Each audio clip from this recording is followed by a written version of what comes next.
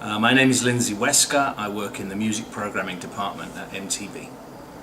And if you can just give me a bit of a background of what you've done in your music career. In my music career? Oh my God. Well, I've been in the music industry since 1981. I started life as a journalist. I worked for a newspaper called Black Echoes. I wrote for them for 2 years.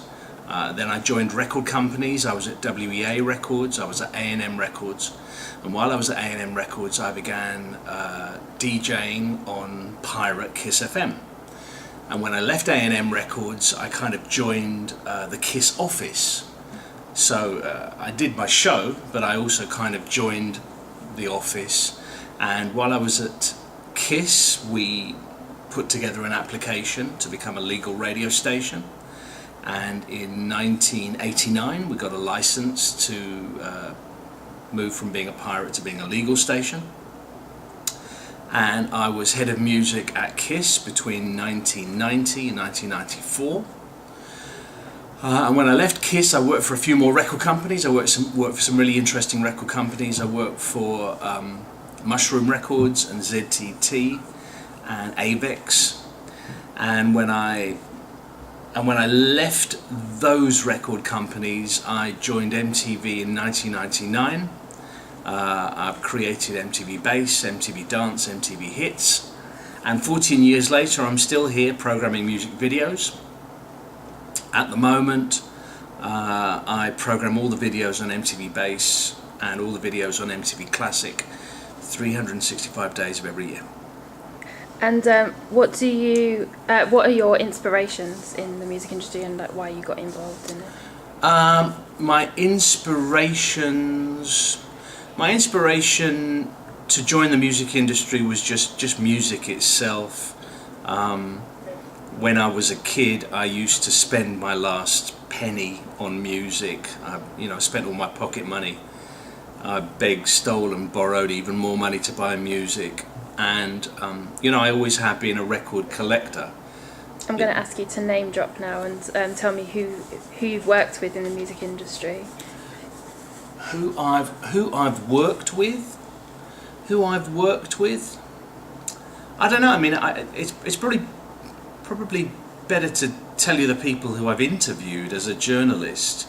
I mean, when I was at Echoes, 81, 83, it was just everybody. I mean, everybody moving I interviewed. So I interviewed James Brown, I interviewed George Clinton, I interviewed Ashford Simpson, I interviewed Frankie Beverly, I interviewed Luther Vandross, I interviewed George Benson. All of the soul groups from that time. The Fatback Band, Cameo, Shaka Khan. I interviewed absolutely everybody. Making soul music at that time. So what advice would you give someone that's literally starting at the bottom and really wants to get involved in the music industry? Well, I do a lot of lectures to young people, and there really isn't anywhere they can go to kind of learn what I do. By my own definition, I am a nerd. There's no other way to describe me. I'm an anorak, I'm a train spotter. I always read newspapers and magazines and retained information. And when I became a journalist in 1981, I'd never been a journalist before, but I had enough knowledge and to just hit the ground running. So as there's no academy or university that teaches you to do what I do, the only option you have is really just to be a nerd, just to try and absorb as much information as you can. If you want to get into this, if you want a 30-year career being in the music industry, you've got to know your stuff. You really got to know your stuff. Is there one mantra that you live by, or one piece of advice? Well, in this industry, you know, well, in this life, you know, it's a small world. It really is a small world, and you've really got to be very, very careful. You know how you deal with people and treat people. You know, you can't be unpleasant on the way up, because eventually you will come down, and you know all of that will bite you in the arse. So you can't. It's really silly to burn bridges, because you know you might upset somebody, and 5 years later you might be trying to get some work out of that person, or trying to get a job working for that person, or trying to, you know, get some help from that person. So I try not to burn bridges. I try not to make action, but good manners go a long way. And do you have any advice for artists in particular on how to like sort of get exposure and be recognised in the industry? Well, artists shouldn't rely on other people. Artists shouldn't rely on their manager. Artists shouldn't rely on their record company, rely on their publishing company. Artists have to be self-supportive. Artists have to be good A&R people themselves. And artists really shouldn't look to blame anybody else for things not going right. Artists definitely shouldn't blame the media. I mean, artists definitely can't blame the media anymore, because artists are now in control of the media. You don't need radio play, you don't need video rotation. You know, the internet is there for everybody to use. You know, if you can't generate what you've got using the internet and social networking, you know, you don't really understand how the modern world works. I mean, what's again, your advice to sort of utilise the internet? Well, I mean, because what I find is that it gets quite like, I guess before there was a kind of filter there, whereas now there's not really so much of a filter there. So if you're going to get bombarded by loads of links from loads of artists, then you might disregard an artist in that pile without even checking them out, kind of thing. well, I mean, people don't. You've got to try and strike a balance between publicising yourself and kind of begging for support.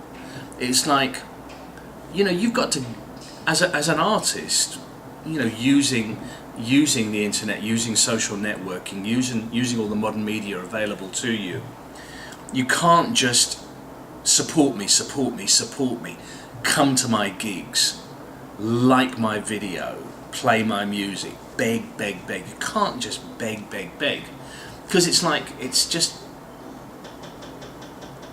you look pathetic. You look pathetic. You've got to kind of, you've got to give. You've got to make a bit more effort than just begging. It's just support me. It's boring.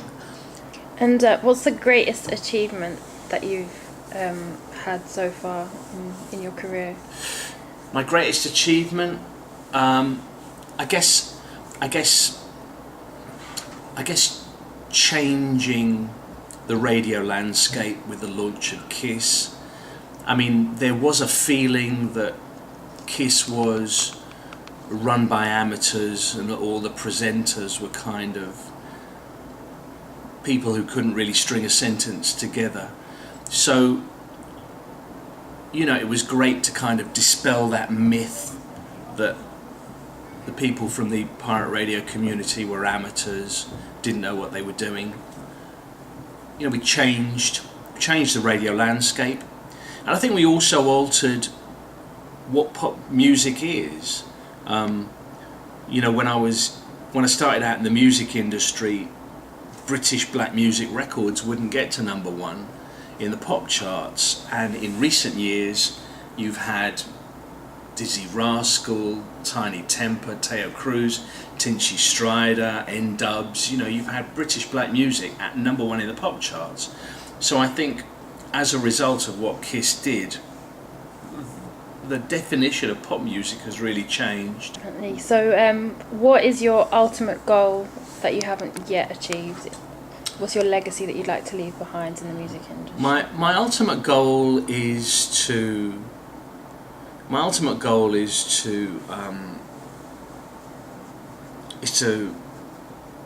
personally work on the creative side of my personality. I mean, I'm a writer. I've written scripts. I've written radio plays. I've written novels. I've written non-fiction, and I started songwriting in the late '80s for a group that my wife was in, and those songs, I think, are really good, and it's something I want to return to. I want to return to songwriting. And where can we find out more about you? Do you have like a website or your Twitter or anything? Yeah, if people want to contact me, I'm really easy to find. All of that information is available on the website for the radio station. So if you go to www.mi-soul.com, I've got a kind of profile on that page, and all of my details are on there. So if you want to know more about me and listen to my radio show, go there. Brilliant, thank you.